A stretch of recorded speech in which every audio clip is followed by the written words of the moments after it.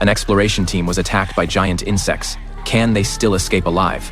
Just a few hours ago, they drove into a nuclear contaminated zone. Using the maps in their hands and radiation detectors, it was clear that they were searching for something. After a long journey, their pickup truck stopped in front of a restricted area. 3 people, all wearing gas masks, got out of the vehicle. Huizi carried a detector and led the way.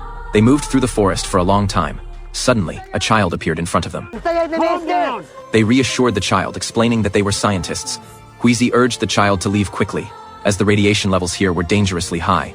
But the child insisted that this was all a lie to deceive outsiders. There was no radiation here at all.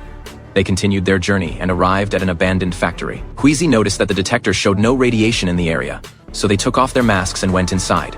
However, they didn't find what they were looking for. In order to save time, they planted explosives in the ground, hoping to use the explosion's echo to map out the underground situation. Fire in the hole! Sure enough, when they detonated the bombs, the ground began to collapse. Cracks quickly spread through the surrounding buildings, and the instruments revealed a large underground cavity. This is what we've been looking for. They entered the largest cavity, which appeared to have been struck by a meteorite. At the bottom, there were large glowing objects. They seemed like they didn't belong to Earth. They decided to take the risk and go down to collect specimens. However, they didn't realize that the danger below was far beyond their expectations.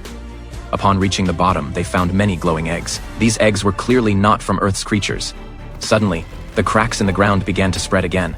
The cracks rapidly expanded. The creatures inside the glowing eggs were awakened. Giant insects began to crawl out. The 2 men tried to escape, but it was too late.